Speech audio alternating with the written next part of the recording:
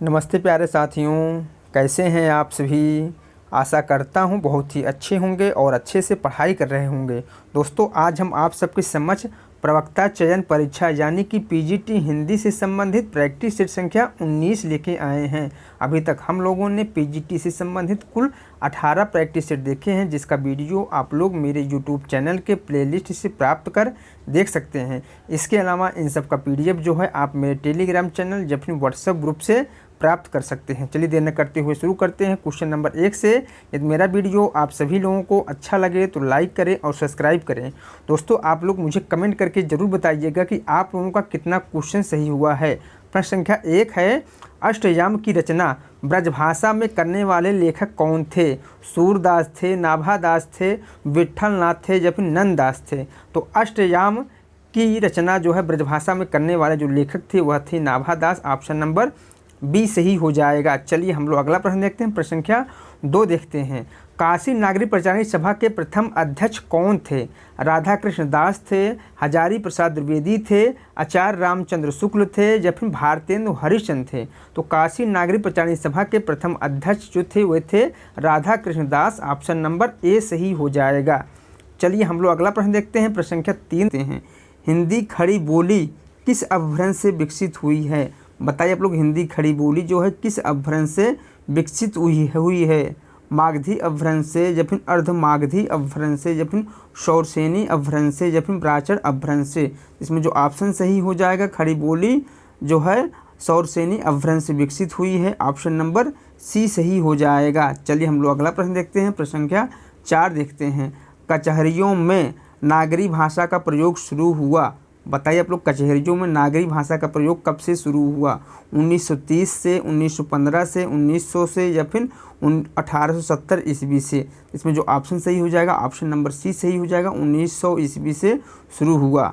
चलिए हम लोग अगला प्रश्न देखते हैं। प्रश्न संख्या 5 देखते हैं। निम्नलिखित में किस राज्य की राजभाषा हिंदी नहीं है। बताइए आप लोग, इनमें से किस एक राज्य में जो है राजभाषा हिंदी नहीं है। उत्तर प्रदेश, छत्तीसगढ़, उत्तराखंड या फिर जम्मू कश्मीर। तो उत्तर प्रदेश, छत्तीसगढ़ और उत्तराखंड की राजभाषा जो है हिंदी है, जबकि जम्मू कश्मीर की राजभाषा हिंदी नहीं है। इसलिए ऑप्शन नंबर बी सही हो जाएगा। चलिए हम लोग अगला प्रश्न देखते हैं। वीर गाथा काल का कवि इनमें से कौन एक नहीं है, उसे हमें बताना है। चंद्रबरदई नहीं है, नामदेव नहीं है, जगनिक नहीं है या फिर मधुकर नहीं है। वीर गाथा काल के जो कवि हैं वह हैं चंद्रबरदई हैं, जगनिक हैं और मधुकर हैं, जबकि नामदेव जो हैं भक्ति काल के कवि हैं। इसलिए ऑप्शन नंबर बी सही हो जाएगा। चलिए हम लोग अगला प्रश्न देखते हैं। मुंबई हिंदी विद्यापीठ की स्थापना कब हुई। बताइए आप लोग, मुंबई हिंदी विद्यापीठ की स्थापना जो है कब हुई। 1951 में, 1935 में, 1938 में या फिर 1933 ईस्वी में। तो मुंबई हिंदी विद्यापीठ की स्थापना जो है 1938 ईस्वी में हुई। ऑप्शन नंबर सी सही हो जाएगा। चलिए हम लोग अगला प्रश्न देखते हैं। मानक रूप नहीं है। मतलब लोग इनमें से कौन सा एक जो है मानक रूप नहीं है। 10 है, 12 है, 20 है या फिर 53 है। तो मानक रूप जो है वह है 10, 12 और 20, जबकि ऑप्शन इसमें सही हो जाएगा कौन सा, डी 53 जो है मानक रूप नहीं है। चलिए हम लोग अगला प्रश्न देखते हैं। प्रश्न संख्या 9 देखते हैं। ब्रजभाषा है। बताइए आप लोग, इनमें से कौन सा एक ब्रजभाषा है। पूर्वी हिंदी है, पश्चिमी हिंदी है, बिहारी हिंदी है या फिर पहाड़ी हिंदी है। तो इसमें जो ऑप्शन सही हो जाएगा, ऑप्शन नंबर बी सही हो जाएगा, पश्चिमी हिंदी। चलिए हम लोग अगला प्रश्न देखते हैं। प्रश्न संख्या 10 देखते हैं। कुमायूनी किस प्रांत की बोली जाती है। बताइए आप लोग, कुमायूनी जो है किस प्रांत में बोली जाती है। छत्तीसगढ़ में, उत्तराखंड में, मध्यांचल में या फिर पंजाब में। तो कुमायूनी जो है कहाँ बोली जाती है, उत्तराखंड में बोली जाती है। इसलिए ऑप्शन नंबर बी सही हो जाएगा। चलिए हम लोग अगला प्रश्न देखते हैं। रायबरेली में कौन सी बोली का प्रचलन है। बताइए आप लोग, रायबरेली में कौन सी बोली जो है बोली जाती है। ब्रज बोली जाती है, भोजपुरी बोली जाती है, अवधी बोली जाती है या फिर खड़ी बोली बोली जाती है। तो रायबरेली में जो है अवधी बोली जाती है। ऑप्शन नंबर सी सही हो जाएगा। चलिए हम लोग अगला प्रश्न देखते हैं। इनमें से कौन सी बोली पश्चिमी हिंदी वर्ग की नहीं है। बताइए आप लोग, इनमें से कौन सी एक बोली जो है पश्चिमी हिंदी वर्ग की नहीं है। अवधी नहीं है, ब्रज नहीं है, बुंदेली नहीं है या फिर कन्नौजी नहीं है। तो कन्नौजी, बुंदेली और ब्रज जो है पश्चिमी हिंदी वर्ग की बोली है, जबकि अवधी पूर्वी हिंदी की बोली है। इसलिए ऑप्शन नंबर ए सही हो जाएगा। चलिए हम लोग अगला प्रश्न देखते हैं। प्रश्न संख्या 13 देखते हैं। मेरठ सहारनपुर किस बोली क्षेत्र में आती है? बांगरू, अवधी, मराठी या फिर खड़ी बोली? तो मेरठ सहारनपुर जो है खड़ी बोली क्षेत्र के अंतर्गत आती है, इसलिए ऑप्शन नंबर डी सही हो जाएगा। चलिए हम लोग अगला प्रश्न देखते हैं। प्रश्न संख्या 14 देखते हैं। अपभ्रंश का प्रथम कवि कौन माना जाता है? बताइए आप लोग, अपभ्रंश का प्रथम कवि कौन माना जाता है? विद्यापति को, स्वयंभू को, चंद को या फिर रोड़ा कवि को? तो अपभ्रंश का पहला कवि जो है स्वयंभू को माना जाता है, ऑप्शन नंबर बी सही हो जाएगा। चलिए हम लोग अगला प्रश्न देखते हैं। प्रश्न संख्या 15 देखते हैं। प्रश्न संख्या 15 क्या है? दक्षिण भारत हिंदी प्रचार सभा का मुख्यालय कहाँ है? बताइए आप लोग, दक्षिण भारत हिंदी प्रचार सभा का मुख्यालय कहाँ है? हैदराबाद है, कोचीन है, मद्रास है या फिर बेंगलुरु है? तो दक्षिण भारत हिंदी प्रचार सभा का मुख्यालय जो है कहाँ है? मद्रास है, ऑप्शन नंबर सी सही हो जाएगा, जिसका एक नाम इस समय क्या है? चेन्नई। चलिए हम लोग अगला प्रश्न देखते हैं। प्रश्न संख्या 16 देखते हैं। प्रश्न संख्या 16 क्या है?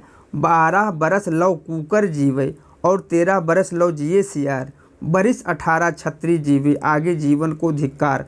यह पंक्तियाँ किसके द्वारा रचित हैं? विद्यापति के द्वारा, खुसरो के द्वारा, गोरखनाथ के द्वारा या फिर जगनीक के द्वारा? तो यह पंक्तियाँ जो है जगनीक के द्वारा रचित हैं, ऑप्शन नंबर डी सही हो जाएगा। तो दोस्तों आप लोग मुझे कमेंट करके बताइएगा कि यह जो पंक्तियाँ हैं जो किस रचना से ली गई हैं। चलिए हम लोग अगला प्रश्न देखते हैं। प्रश्न संख्या 17 देखते हैं। प्रश्न संख्या 17 क्या है?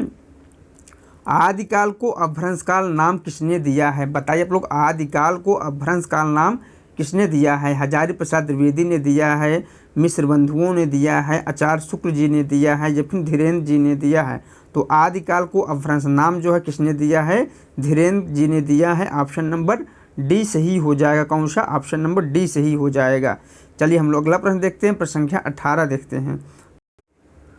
खड़ी बोली के विकास में फोर्ट विलियम कॉलेज का विशिष्ट योगदान है, क्योंकि अंग्रेजों ने खड़ी बोली के विकास को प्रमुखता दी थी। यह कथन सही है? या फिर खड़ी बोली के प्रशिक्षण से विविध साहित्यिक विधाओं में सृजन हुआ? या फिर यह कथन सही है? या फिर खड़ी बोली में साहित्यिक लेखन युग की आवश्यकता थी? या फिर यह कथन सही है? इसमें जो कथन सही होगा वह है 1 और 3, ऑप्शन 2 गलत है, इसलिए इसमें जो ऑप्शन सही हो जाएगा 1 और 2, 1 और 3 सही है, 2 गलत है, इसलिए ऑप्शन नंबर इसमें बी सही हो जाएगा। चलिए हम लोग अगला प्रश्न देखते हैं। प्रश्न संख्या 19 देखते हैं। प्रश्न संख्या 19 क्या है? 12 मासा वर्णन सर्वप्रथम किस रचना में मिलता है? बताइए आप लोग, 12 मासा वर्णन जो है सर्वप्रथम किस रचना में मिलता है? पृथ्वीराज रासों में, पदावली में, वर्ण रत्नाकर में या फिर बीसलदेव रासों में? तो 12 मासा वर्णन जो है प्रथम किस ग्रंथ में मिलता है? वह है बीसलदेव रासों में, ऑप्शन नंबर डी सही हो जाएगा। बीसलदेव रासों के रचनाकार कौन है? नरपत नाल हैं। चलिए हम लोग अगला प्रश्न देखते हैं। अगला प्रश्न है, देसी नाममाला के रचयिता कौन है? बताइए आप लोग, देसी नाममाला के रचयिता कौन है? गोरखनाथ हैं, हेमचंद हैं, मधुकर कवि हैं या फिर रोड़ा कवि हैं? तो देसी नाममाला के रचयिता जो है वह है हेमचंद, ऑप्शन नंबर बी सही हो जाएगा। चलिए हम लोग अगला प्रश्न देखते हैं। प्रश्न संख्या 21 देखते हैं। प्रश्न संख्या 21 क्या है? निम्नलिखित साहित्यिकवादों के साथ निम्नलिखित कवियों का हमें मिलान करना है। तो प्रगतिवाद से संबंधित लेखक कौन है? तो प्रगतिवाद से संबंधित जो लेखक है वह है त्रिलोचन। हालावाद से संबंधित जो लेखक है वह कौन है? वह है बच्चन। और कविता से संबंधित लेखक कौन है? तो वह है जगदीश चतुर्वेदी। और प्रयोगवाद से संबंधित जो लेखक है वह कौन है? वह है अज्ञेय। चलिए हम लोग अगला प्रश्न देखते हैं। प्रश्न संख्या 22 देखते हैं। प्रश्न संख्या 22 क्या है? निम्नलिखित पत्र पत्रिकाओं को उनके संपादकों के साथ हमें मिलान करना है। तो भारतेंदु पत्रिका के संपादक कौन थे? तो भारतेंदु पत्रिका के संपादक जो थे वह थे राधाचरण गोस्वामी। ब्राह्मण पत्रिका के संपादक कौन थे? तो ब्राह्मण पत्रिका के संपादक जो है प्रताप नारायण मिश्र थे। विशाल भारत पत्रिका के संपादक जो है कौन था? वह था बनारसी दास चतुर्वेदी। आज पत्रिका के संपादक कौन थे? तो आज पत्रिका के संपादक जो हैं वह हैं शिव प्रसाद गुप्त थे। चलिए हम लोग अगला प्रश्न देखते हैं। प्रश्न संख्या 23 देखते हैं। प्रश्न संख्या 23 क्या है? निम्नलिखित में से कौन मार्क्सवादी आलोचक नहीं है? बताइए आप लोग, इनमें से कौन एक मार्क्सवादी आलोचक नहीं है? शिवदान सिंह चौहान हैं, शिव कुमार मिश्र हैं, प्रकाश चंद्र गुप्त हैं या फिर रामस्वरूप चतुर्वेदी हैं? तो इसमें जो ऑप्शन सही हो जाएगा, मार्क्सवादी जो आलोचक नहीं है वह है रामस्वरूप चतुर्वेदी। बाकी तीनों जो हैं ऑप्शन नंबर डी सही हो जाएगा। चलिए हम लोग अगला प्रश्न देखते हैं। मेरे राम का मुकुट भीग रहा है, किसकी रचना है? बताइए आप लोग, मेरे राम का मुकुट भीग रहा है किसकी रचना है? विद्यानिवास मिश्र की रचना है, विष्णुकांत शास्त्री की रचना है, कुबेरनाथ राय की रचना है, गुलाब राय की रचना है? तो इसमें जो ऑप्शन सही हो जाएगा, मेरे राम का मुकुट भीग रहा है, विद्यानिवास मिश्र की रचना है, ऑप्शन नंबर ए सही हो जाएगा। चलिए हम लोग अगला प्रश्न देखते हैं। प्रश्न संख्या 25 देखते हैं। निम्नलिखित में से कौन सी आलोचनाकृत विजय देवनारायण शाही की है? बताइए आप लोग, इनमें से कौन सी एक रचना जो है विजय देवनारायण शाही की आलोचनाकृत है? जायसी, सूरदास, साहित्य लोचन या फिर रस मीमांसा? तो इसमें जो ऑप्शन सही हो जाएगा, ऑप्शन नंबर ए सही हो जाएगा, जायसी। चलिए हम लोग अगला प्रश्न देखते हैं। प्रश्न संख्या 26 देखते हैं। कथा सरित सागर कृत के लेखक कौन है? बताइए आप लोग, कथा सरित सागर के लेखक कौन हैं? सोमदत्त की रचना है, भारवी की रचना है, वाल्मीकि की रचना है या फिर भवभूत की रचना है? इसमें जो ऑप्शन सही हो जाएगा, कथा सरित सागर के रचनाकार जो हैं वह हैं सोमदत्त, ऑप्शन नंबर ए सही हो जाएगा। चलिए हम लोग अगला प्रश्न देखते हैं। शून्यवाद की व्याख्या किसने की है? बताइए आप लोग, शून्यवाद की व्याख्या जो है किसने की है? गोरखनाथ ने, पतंजलि ने, नागार्जुन ने या फिर स्वयंभू ने? तो इसमें जो ऑप्शन सही हो जाएगा, शून्यवाद की व्याख्या जो है नागार्जुन ने किया है, ऑप्शन नंबर सी सही हो जाएगा। चलिए हम लोग अगला प्रश्न देखते हैं। मृच्छकटिकम कृति के रचयिता कौन है? बताइए आप लोग, मृच्छकटिकम कृति के रचनाकार कौन है? कालिदास हैं, शूद्रक हैं, क्षेमेंद्र हैं या फिर भरत हैं? तो इसमें जो ऑप्शन सही हो जाएगा, मृच्छकटिकम कृति की रचनाकार जो है वह हैं शूद्रक, ऑप्शन नंबर बी सही हो जाएगा। चलिए हम लोग अगला प्रश्न देखते हैं। प्रश्न संख्या 29 देखते हैं। तुलसीदास के प्रमुख ग्रंथों के उदाहरण किस अलंकार ग्रंथ में हैं? मतलब लोग, तुलसीदास के प्रमुख ग्रंथों के उदाहरण किस अलंकार ग्रंथ में हैं? कवि कुल कंठाभरण या फिर शिवराज भूषण या फिर तुलसी भूषण या फिर काव्य निर्णय? तो इसमें जो ऑप्शन सही हो जाएगा, ऑप्शन नंबर सी सही हो जाएगा, तुलसी भूषण में। चलिए हम लोग अगला प्रश्न देखते हैं। प्रश्न संख्या 30 देखते हैं। रस दर्पण कृति के लेखक कौन हैं? बताइए आप लोग, रस दर्पण कृति के लेखक कौन हैं? भूषण हैं, ग्वाल कवि हैं, भिखारी दास हैं या फिर सेवादास हैं? इसमें जो ऑप्शन सही हो जाएगा, ऑप्शन नंबर डी सही हो जाएगा। रस दर्पण के रचनाकार जो हैं सेवादास हैं। चलिए हम लोग अगला प्रश्न देखते हैं। प्रश्न संख्या 31 देखते हैं। रघुनाथ अलंकार के रचयिता कौन है? सेवादास हैं, महंत दास हैं, विश्वनाथ सिंह हैं या फिर ग्वाल कवि हैं? तो रघुनाथ अलंकार के जो रचनाकार हैं वह हैं सेवादास, ऑप्शन नंबर ए सही हो जाएगा। चलिए हम लोग अगला प्रश्न देखते हैं। प्रश्न संख्या 32 देखते हैं। वाड़ी भूषण ग्रंथ के रचनाकार कौन हैं? सेवादास हैं, राम सिंह हैं, राम शाही हैं या फिर राम सहाय हैं? तो इसमें जो ऑप्शन सही हो जाएगा, वाड़ी भूषण ग्रंथ के जो रचनाकार हैं वह हैं राम सहाय, ऑप्शन नंबर डी सही हो जाएगा। चलिए हम लोग अगला प्रश्न देखते हैं। प्रश्न संख्या 33 देखते हैं। वाड़ी भूषण का वर्ण विषय है? बताइए आप लोग, वाड़ी भूषण का वर्ण विषय क्या है? रस है, अलंकार है, छंद है या फिर नीति है? तो इसमें जो ऑप्शन सही हो जाएगा, ऑप्शन नंबर बी सही हो जाएगा, अलंकार विषय का है। चलिए हम लोग अगला प्रश्न देखते हैं। प्रश्न संख्या 34 देखते हैं। प्रश्न संख्या, बिहारी को देव से श्रेष्ठ कौन कवि मानते थे? ग्रियर्सन मानते थे, गारसा दत्तासी मानते थे, शिव सिंह सेंगर मानते थे या फिर पद्म सिंह शर्मा मानते थे? तो बिहारी को देव से श्रेष्ठ जो है पद्म सिंह शर्मा जी मानते थे, ऑप्शन नंबर डी सही हो जाएगा। कौन सा? ऑप्शन नंबर डी सही हो जाएगा। चलिए हम लोग अगला प्रश्न देखते हैं। निम्नलिखित पुस्तकों में निराला की कहानियों का संग्रह किस रचना में दिया गया है? अनामिका में दिया गया है, चतुरी चमार में दिया गया है, तुलसीदास में दिया गया है या फिर गीतिका में दिया गया है? तो निराला की कहानियों का संग्रह जो है वह है चतुरी चमार, ऑप्शन नंबर बी सही हो जाएगा। चलिए हम लोग अगला प्रश्न देखते हैं। निम्नलिखित में से किस कवि को प्रकृति के सुकुमार कवि के रूप में जाना जाता है? जयशंकर प्रसाद को, महादेवी वर्मा को, सुमित्रा नंदन पंत को या फिर रामेश्वर शुक्ल अंचल को? तो प्रकृति के सुकुमार कवि के रूप में जो है सुमित्रा नंदन पंत को जाना जाता है, इसलिए ऑप्शन नंबर सी सही हो जाएगा। चलिए हम लोग अगला प्रश्न देखते हैं। प्रश्न संख्या 37 देखते हैं। वियोगी होगा पहला कवि, आह से उपजा होगा गान, उमड़ कर आँखों से चुपचाप, उमड़ कर आँखों से चुपचाप बही होगी कविता अनजान, उपयुक्त काव्य पंक्ति के रचयिता कवि का क्या नाम है? सूर्यकांत त्रिपाठी निराला है, महादेवी वर्मा है, सुमित्रा नंदन पंत है या फिर राम कुमार वर्मा है। तो इसमें जो ऑप्शन सही हो जाएगा ऑप्शन नंबर सी सही हो जाएगा। इस काव्य पंक्ति के रचनाकार जो है सुमित्रा नंदन पंत हैं। चलिए हम लोग अगला प्रश्न देखते हैं, प्रश्न संख्या 38 देखते हैं।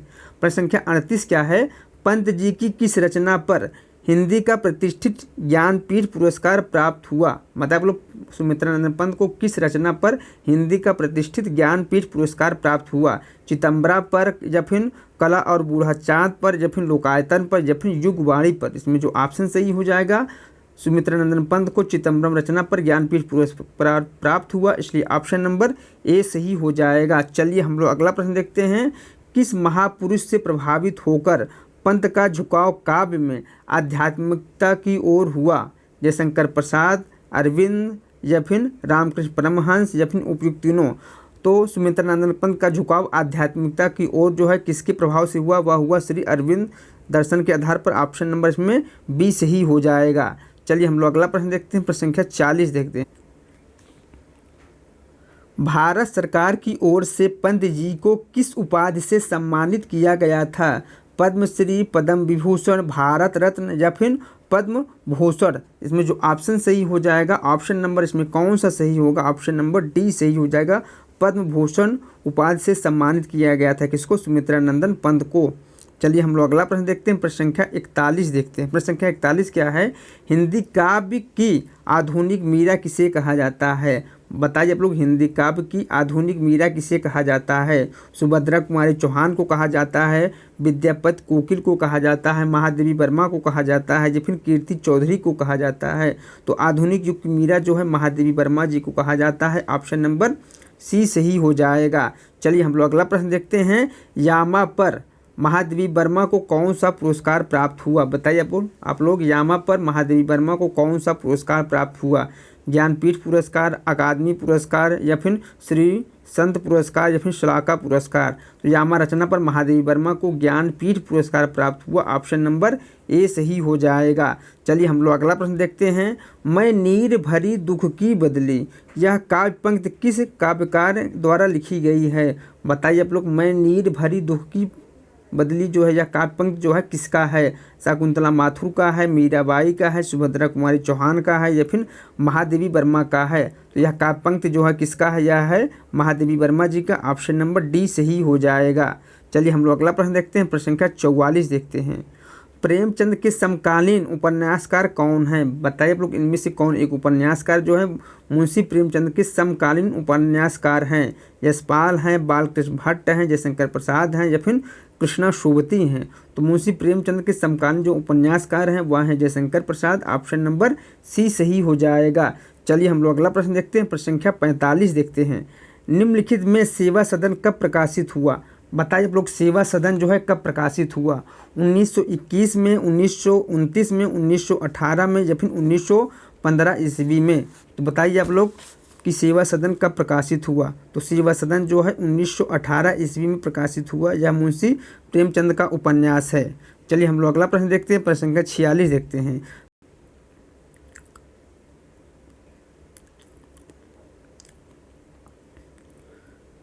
प्रेमचंद का हिंदी में लिखित प्रथम मौलिक उपन्यास कौन सा है। गोदान है, रंगभूमि है, कायाकल्प है या फिर निर्मला है। तो मुंशी प्रेमचंद का हिंदी में लिखित प्रथम मौलिक जो उपन्यास है वह कौन सा है, वह है कायाकल्प, ऑप्शन नंबर सी सही हो जाएगा। चलिए हम लोग अगला प्रश्न देखते हैं, प्रश्न संख्या 47 देखते हैं। दलित की समस्याओं का चित्रण प्रेमचंद ने निम्नलिखित किस उपन्यास में किया है। निर्मला में, प्रेमा में, प्रेमाश्रम में या फिर कर्मभूमि में। तो इसमें जो ऑप्शन सही हो जाएगा, दलित की समस्याओं का चित्रण मुंशी प्रेमचंद ने कर्मभूमि उपन्यास में किया है, ऑप्शन नंबर डी सही हो जाएगा। चलिए हम लोग अगला प्रश्न देखते हैं, प्रेमचंद के निम्नलिखित उपन्यास किसमें जो है दहेज प्रथा तथा अनमेल विवाह की समस्या को उठाया गया है। गोदान में, करबला में, रंगभूमि में या फिर निर्मला में। तो मुंशी प्रेमचंद रचित उपन्यास जिस उपन्यास में दहेज प्रथा तथा अनमेल विवाह की समस्या को उठाया गया है वह है निर्मला में, ऑप्शन नंबर डी सही हो जाएगा।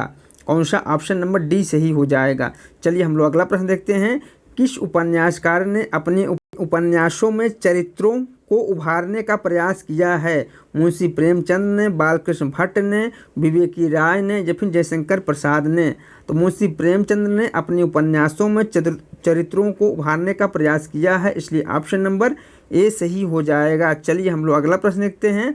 प्रेमचंद के किस उपन्यास में दहेज प्रथा, कुलीनता का प्रश्न आदि समस्याओं को उभारा गया है? गोदान में, प्रेमाश्रम में, रंगभूमि में या फिर सेवा सदन में? तो इसमें जो ऑप्शन सही हो जाएगा ऑप्शन नंबर डी हो जाएगा, सेवा सदन में उभारा गया है। चलिए हम लोग अगला प्रश्न देखते हैं। प्रश्न संख्या 51 देखते हैं। निम्नलिखित में से सरदार पूर्ण सिंह का निबंध नहीं है। बताइए आप लोग इनमें से कौन सा एक निबंध जो है सरदार पूर्ण सिंह का नहीं है?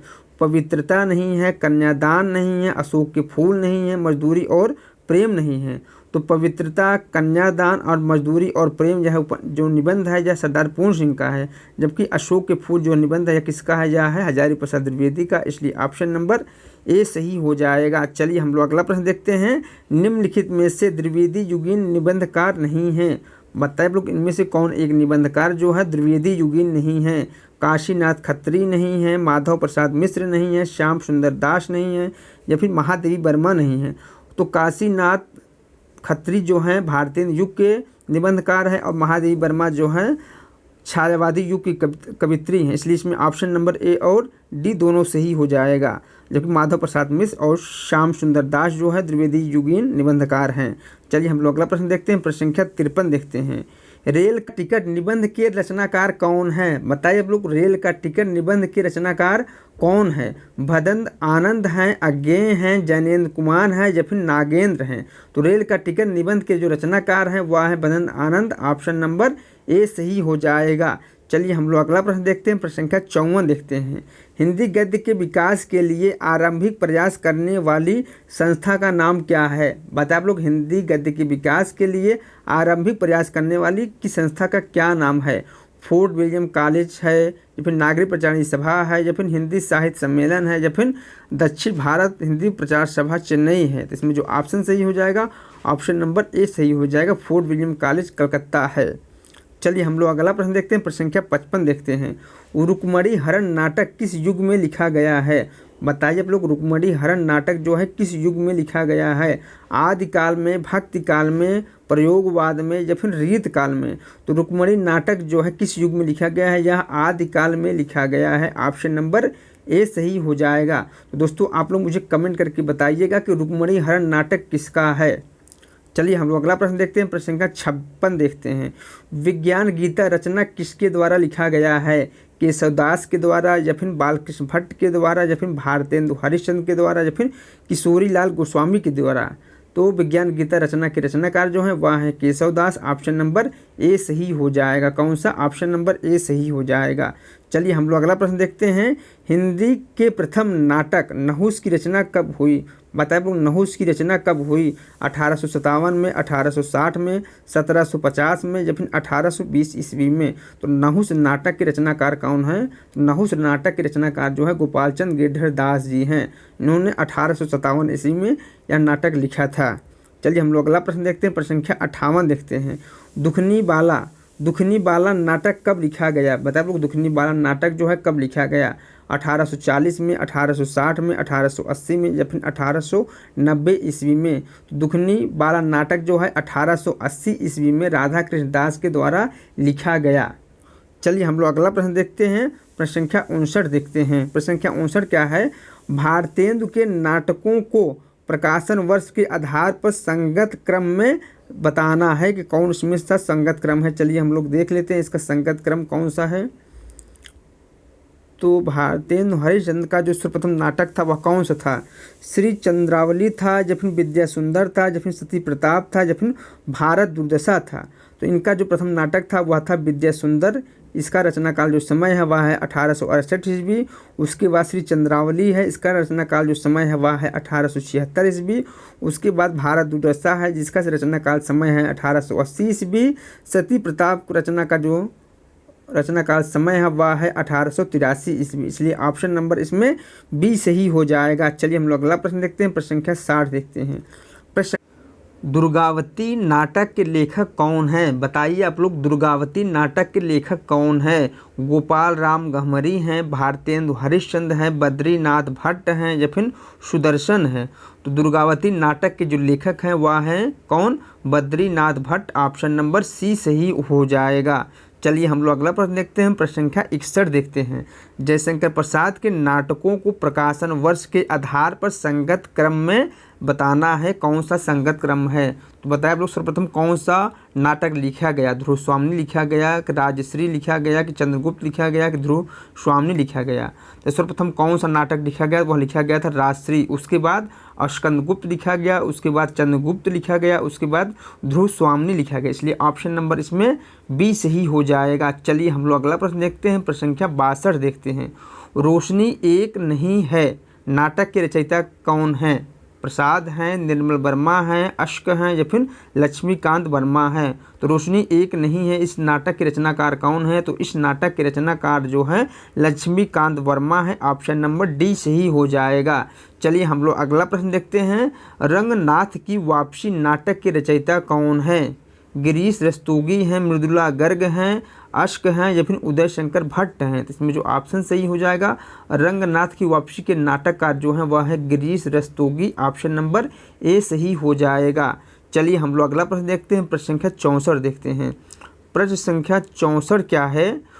कुछ और गद्य रचनाएं किसकी कृति हैं? बताएं आप लोग, कुछ और गद्य रचनाएं जो हैं किसकी रचना है? अज्ञेय की रचना है, गुलाब राय की रचना है या फिर रामचंद्र शुक्ल की रचना है या फिर शमशेर बहादुर सिंह की रचना है? तो इसमें जो ऑप्शन सही हो जाएगा, कुछ और गद्य रचनाएं जो है यह किसका है? यह है शमशेर बहादुर सिंह का। ऑप्शन नंबर डी सही हो जाएगा। चलिए हम लोग अगला प्रश्न देखते हैं। प्रश्न संख्या 65 देखते हैं। आखिर चट्टान क्यों किसकी आलोचनात्मक कृति है? बताएं आप लोग, आखिर चट्टान क्यों किसकी आलोचनात्मक कृति है? कुंवर सिंह की है या फिर मलयज की है या फिर मुक्तिबोध की है या फिर उदयभानु सिंह की है? तो इसमें जो ऑप्शन सही हो जाएगा, ऑप्शन नंबर सी सही हो जाएगा। आखिर रचना क्यों जो है यह किसकी आलोचनात्मक कृति है? यह है मुक्तिबोध का। ऑप्शन नंबर सी सही हो जाएगा। चलिए हम लोग अगला प्रश्न देखते हैं। प्रश्न संख्या 66 देखते हैं। प्रश्न संख्या 66 क्या है? आलोचना की रचना यात्रा किसकी आलोचनात्मक कृति है? बताइए आप लोग, आलोचना की रचना यात्रा जो है किसकी आलोचनात्मक कृति है?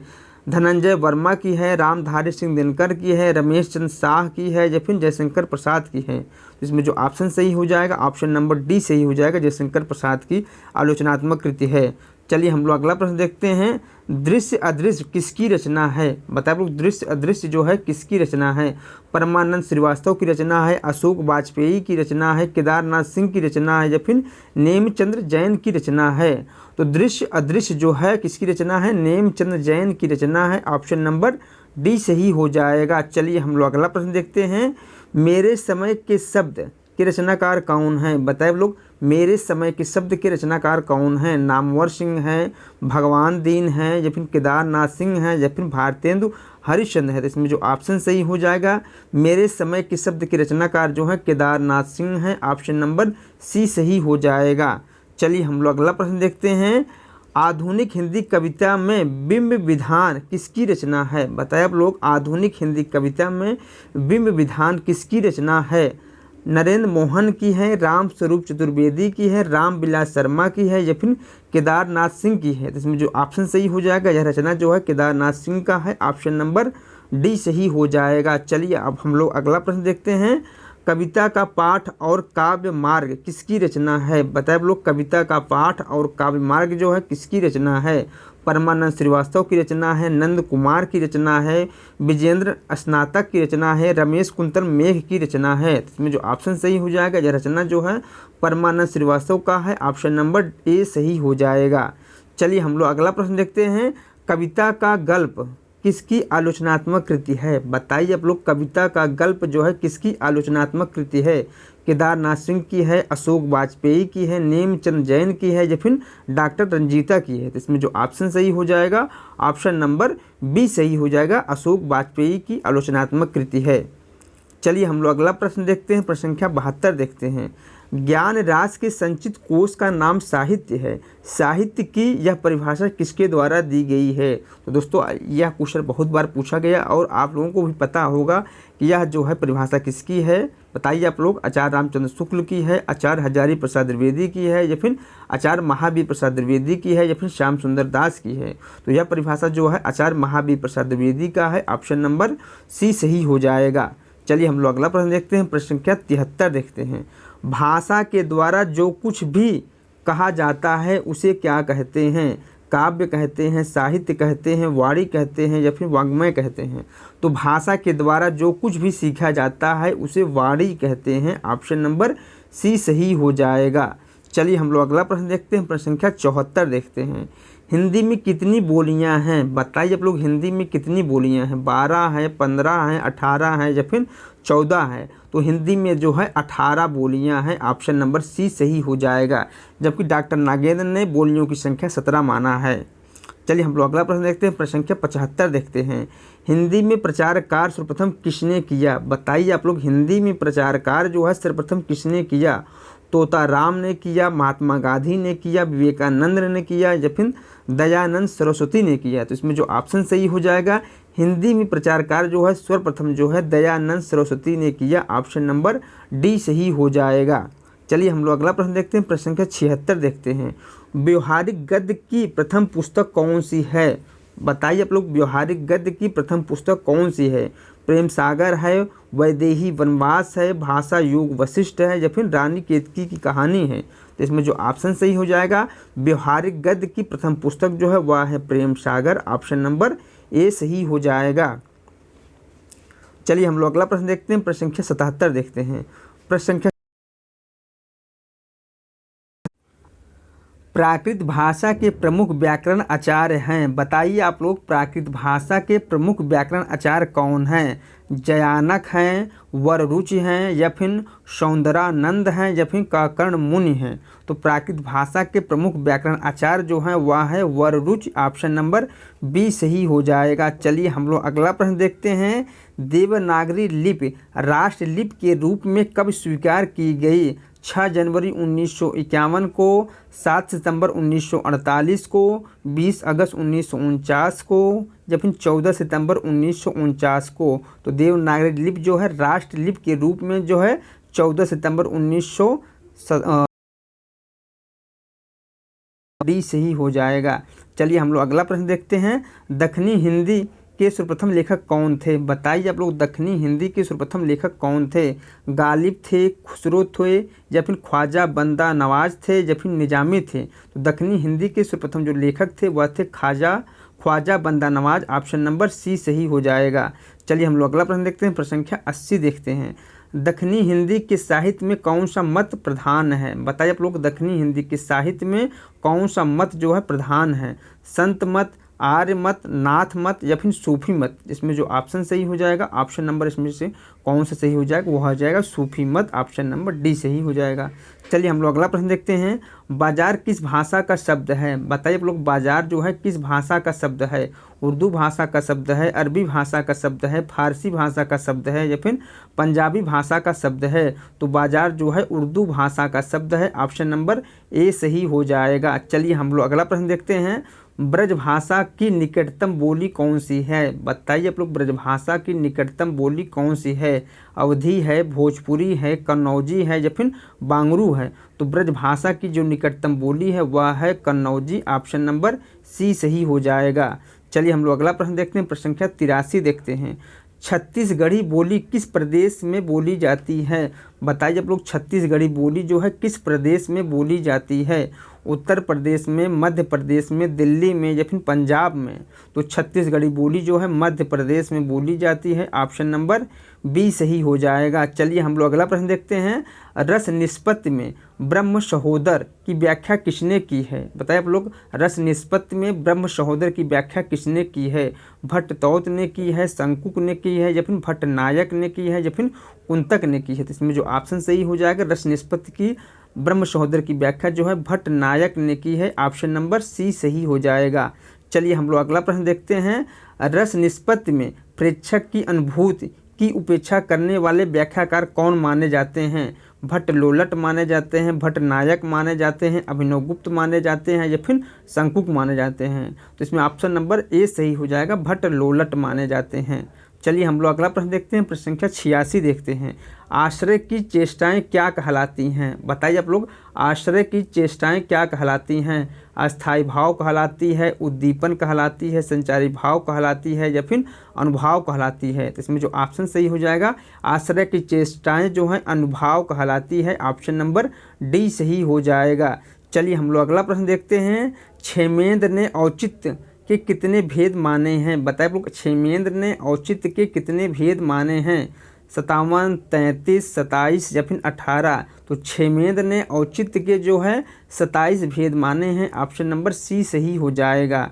चलिए हम लोग अगला प्रश्न देखते हैं, प्रश्न संख्या 88 देखते हैं।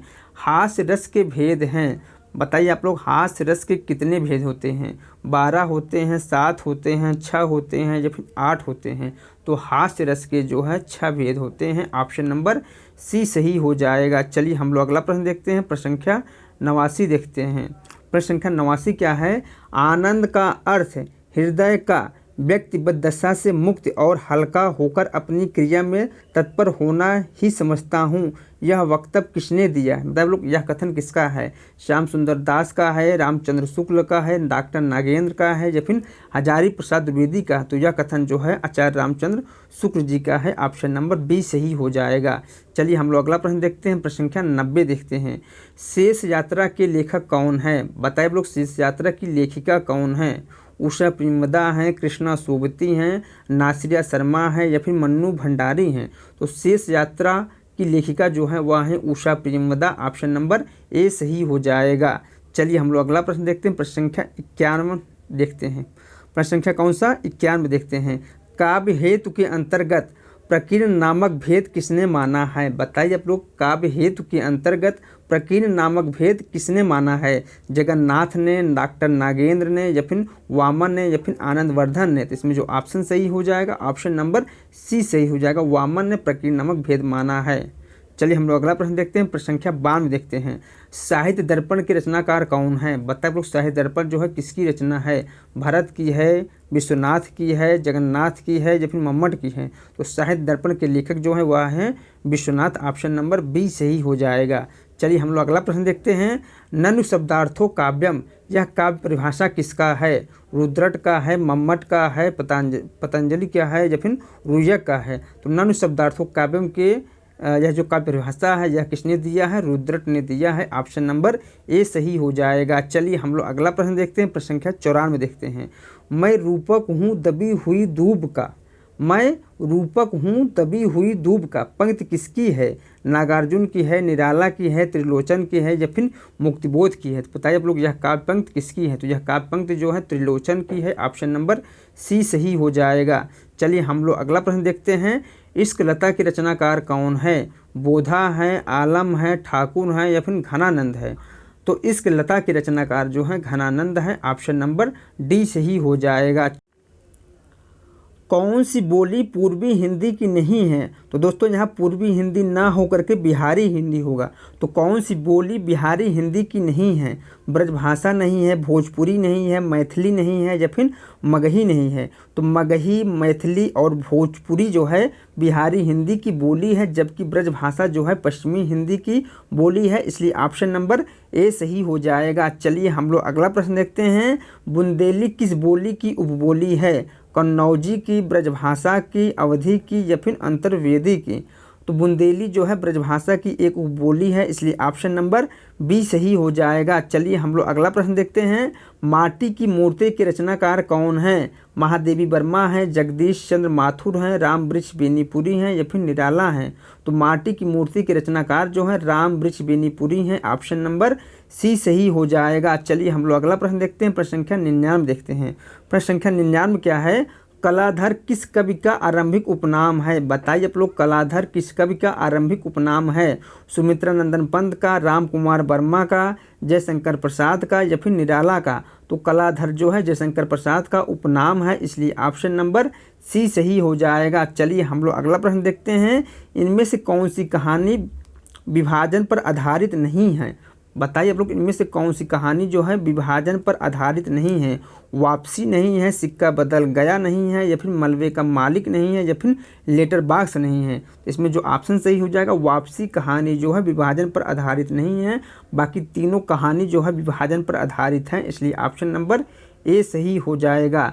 चलिए हम लोग अगला प्रश्न देखिए। अकादमी की हिंदी पत्रिका का नाम है हिंदुस्तानी है, अंतर्भारती है, या फिर समकालीन भारतीय साहित्य है, या फिर वर्तमान साहित्य है। तो इसमें जो ऑप्शन सही हो जाएगा, ऑप्शन नंबर बी सही हो जाएगा, अंतर्भारतीय है।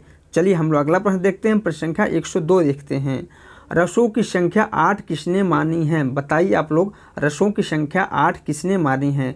भरत ने मानी है, विश्वनाथ ने मानी है, मम्मट ने मानी है, या फिर आनंदवर्धन ने मानी है। तो रसों की संख्या जो है 8 जो है भरत ने मानी है। ऑप्शन नंबर ए सही हो जाएगा। चलिए हम लोग अगला प्रश्न देखते हैं। ये कोठे वालियाँ के लेखक कौन है? उग्र हैं, निराला हैं, अमृतलाल नागर हैं, या फिर चतुर्सेन शास्त्री हैं। ये कोठे वालियों के लेखक जो हैं वह हैं अमृतलाल नागर। ऑप्शन नंबर सी सही हो जाएगा। चलिए हम लोग अगला प्रश्न देखते हैं। प्रश्न संख्या 104 देखते हैं।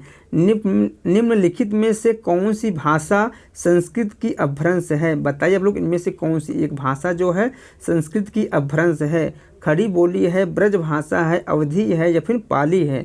इसमें जो ऑप्शन सही हो जाएगा, ऑप्शन नंबर डी सही हो जाएगा। चलिए हम लोग अगला प्रश्न देखते हैं। प्रश्न संख्या 105 देखते हैं। प्रश्न संख्या 105 क्या है? हिंदी साहित्य के आरंभिक काल को आचार्य रामचंद्र शुक्ल ने क्या कहा है? आदिकाल कहा है, चारण काल कहा है, वीरगाथा काल कहा है, या फिर सिद्ध सामंत काल कहा है। तो आचार्य रामचंद्र शुक्ल ने आरंभिक काल को वीरगाथा काल कहा है। ऑप्शन नंबर सी सही हो जाएगा। चलिए हम लोग अगला प्रश्न देखते हैं। प्रश्न संख्या 105 देखते हैं। रचना काल के अनुसार लंबी कविताओं का सही अनुक्रम बताना है। तो बताइए आप लोग इसका सही अनुक्रम क्या होगा? तो सर्वप्रथम कौन सी रचना लिखा गया? बताइए आप लोग। असाध्य वीड़ा लिखा गया, या फिर पटकथा लिखा गया, या फिर प्रलय की छाया लिखा गया, या फिर कन्हार लिखा गया। तो सर्वप्रथम जो रचना लिखा गया वह लिखा गया था प्रलय की छाया। प्रलय की छाया सर्वप्रथम लिखा किसकी रचना है? यह जयशंकर प्रसाद की रचना है। उसके बाद जो है असाध्य वीड़ा लिखा गया, यह किसकी रचना है? यह अज्ञेय की रचना है। पटकथा, उसके बाद पटकथा लिखा गया, या सुदामा पांडे धूमिल की रचना है। उसके बाद कन्हार लिखा गया। इसलिए ऑप्शन नंबर इसमें सी सही हो जाएगा। चलिए हम लोग अगला प्रश्न देखते हैं। प्रश्न संख्या 107 देखते हैं। आदिकालीन रचनाओं का सही अनुक्रम कौन सा है? बताइए आप लोग, आदिकालीन रचनाओं का सही अनुक्रम क्या है? सर्वप्रथम कौन सी रचना लिखा गया? भारतेश्वर बाहुबली रास लिखा गया, या फिर स्थूल भद्र लिखा गया, या फिर नेमिनाथ रास लिखा गया, या फिर संगीत रत्नाकर लिखा गया। तो सर्वप्रथम जो रचना लिखा गया था वह लिखा गया था भारतेश्वर बाहुबली रास, जो लिखा गया था 1884 ईस्वी में। इसके लेखक जो हैं शालिभद्र सूरी हैं। उसके बाद स्थूल भद्र लिखा गया था। इसके रचनाकार कौन है? जिन धर्म सूरी हैं। यह 1209 ईस्वी में लिखा गया। उसके बाद जो है नेमिनाथ रास लिखा गया था। इसके रचनाकार जो है वह है सुमितगढ़। उसके बाद संगीत रत्नाकर लिखा गया था। इसके लेखक जो हैं वह हैं शारंग देव। इसलिए ऑप्शन नंबर इसमें ए सही हो जाएगा। चलिए हम लोग अगला प्रश्न देखते हैं। प्रश्न संख्या 108 देखते हैं। प्रश्न संख्या 108 क्या है? रचना काल के अनुसार सही अनुक्रम हमें बताना है। तो बताइए आप लोग इनमें से कौन सी रचना जो है सर्वप्रथम लिखा गया? इंद्रधनु रौदे हुए थे, या फिर वज्रश्रवा के बहाने, या फिर एक इलाके में, या फिर सीढ़ियों पर धूप। इसमें जो सर्वप्रथम लिखा गया था वह लिखा गया था इंद्रधनु रौदे थे। यह किसकी रचना है? यह अज्ञेय की रचना है। उसके बाद सीढ़ियों पर धूप, यह किसकी रचना है? रघुवीर सहाय की रचना है। उसके बाद नए इलाके में, यह किसकी रचना है? यह है अरुण कमल की रचना है। उसके बाद जो है वज्रश्रवा लिखा गया था। इसकी रचनाकार जो है कुंवर नारायण है। यह एक खंड काव्य रचना है। इसलिए ऑप्शन नंबर इसमें ए सही हो जाएगा। चलिए हम लोग अगला प्रश्न देखते हैं। प्रश्न संख्या 109 देखते हैं। पंक्तियों के साथ कवियों का हमें मिलान करना है। तो नीचे कुछ पंक्ति दी गई हैं, उनसे संबंधित कवि दिए गए हैं जिनका हमें मिलान करना है। चलिए हम लोग देख लेते हैं। जिधर अन्याय है उधर शक्ति, जिधर अन्याय है उधर शक्ति। यह किसकी काव्य पंक्ति है? तो यह है निराला की। किसकी है?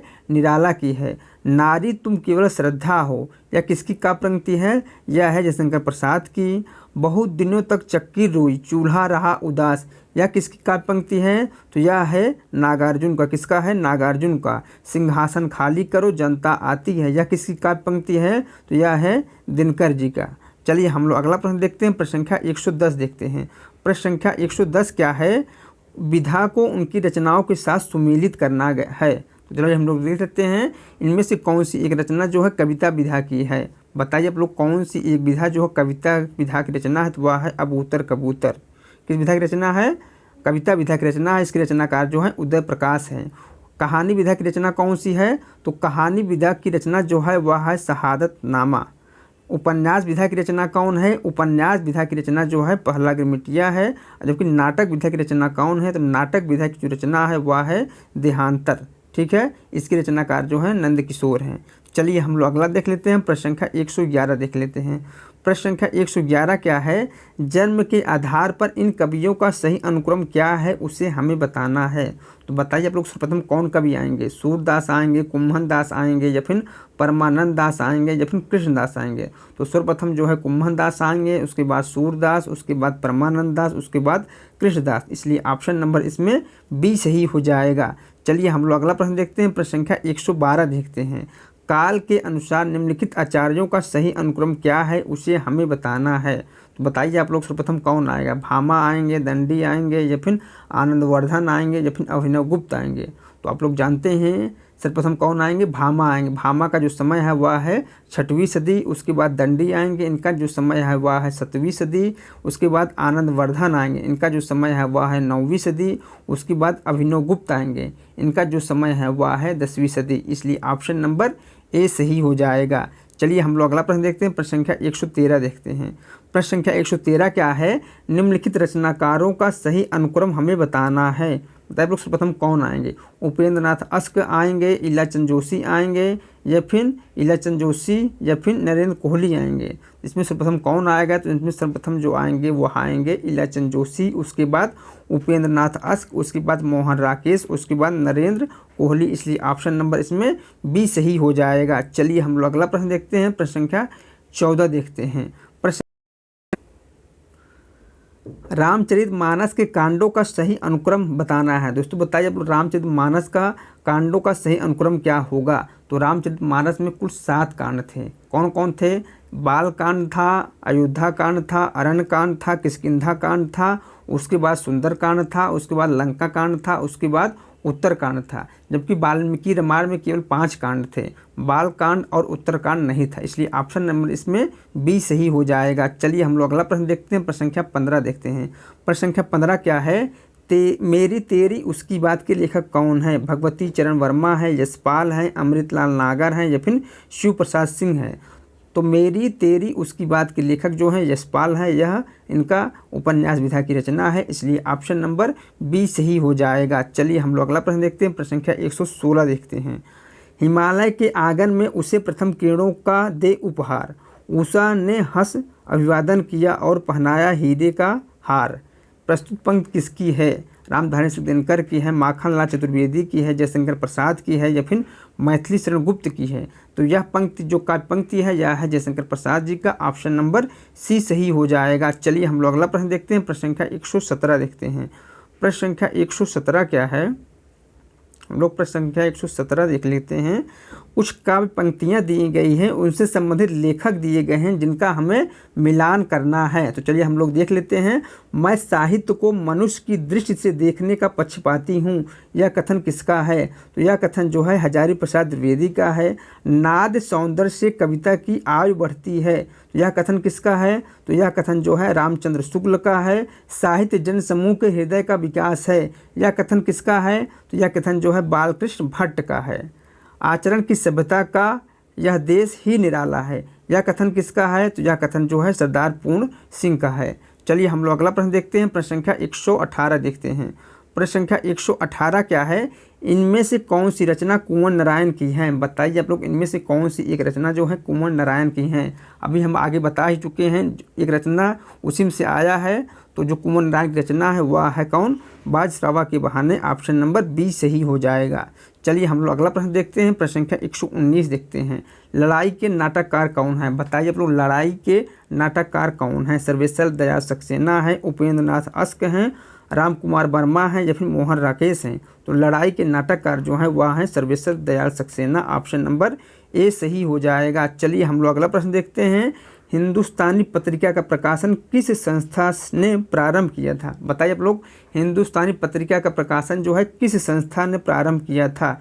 हिंदुस्तानी अकादमी या फिर हिंदी साहित्य अकेडमी या फिर हिंदी साहित्य सम्मेलन या फिर केंद्रीय हिंदी संस्थान? इसमें जो ऑप्शन सही हो जाएगा, हिंदुस्तानी पत्रिका का प्रकाशन जो है हिंदुस्तानी अकादमी ने प्रारंभ किया था। ऑप्शन नंबर ए सही हो जाएगा। चलिए हम लोग अगला प्रश्न देखते हैं। प्रश्न संख्या 121 देखते हैं। भाषा के आधार पर भारतीय राज्यों का पुनर्संरचना की गई थी किस सन में? 1952 में, 1953 में, 1954 में या फिर 1956 ईस्वी में? इसमें जो ऑप्शन सही हो जाएगा, ऑप्शन नंबर डी सही हो जाएगा। 1956 ईस्वी में की गई थी। चलिए हम लोग अगला प्रश्न देखते हैं। प्रश्न संख्या 122 देखते हैं।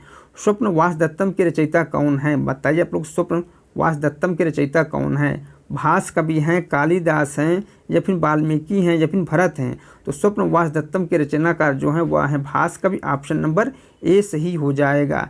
चलिए हम लोग अगला प्रश्न देखते हैं। प्रश्न संख्या 123 देखते हैं। भविष्यत कहा किसकी रचना है? बताइए आप लोग, भविष्यत कहा जो है किसकी रचना है? विद्यापति की है, धनपाल की है, गोरखनाथ की है या फिर स्वयंभू की है? तो भविष्यत कहा के जो रचनाकार हैं वह हैं धनपाल। ऑप्शन नंबर बी सही हो जाएगा। चलिए हम लोग अगला प्रश्न देखते हैं। मुख्य अर्थ से भिन्न होते हुए भी उससे कुछ संबंध अर्थ प्रकट करने वाली शब्द शक्ति को क्या कहते हैं? अभिधा कहते हैं, लक्षणा कहते हैं, व्यंजना कहते हैं या फिर रसना कहते हैं? तो इसमें से जो ऑप्शन सही हो जाएगा उसे ऑप्शन नंबर बी सही हो जाएगा, लक्षणा कहते हैं। चलिए हम लोग अगला प्रश्न देखते हैं। प्रश्न संख्या 125 देखते हैं और इस प्रैक्टिस सेट का लास्ट क्वेश्चन देखते हैं। वाष्पदत्त किसकी रचना है? बताइए आप लोग, वाष्पदत्त किसकी रचना है? भवभूत की रचना है, भारवी की रचना है, कालिदास की रचना है या फिर सुबंधु की रचना है? तो वाष्पदत्त जो है सुबंधु की रचना है। ऑप्शन नंबर डी सही हो जाएगा। ठीक दोस्तों, मेरा यह प्रैक्टिस सेट यहीं समाप्त हो रहा है। मिलते हैं नेक्स्ट प्रैक्टिस सेट में। यदि मेरा वीडियो आप सभी लोगों को अच्छा लगा हो तो लाइक करें और सब्सक्राइब करें। दोस्तों आप लोग मुझे कमेंट करके ज़रूर बताइए।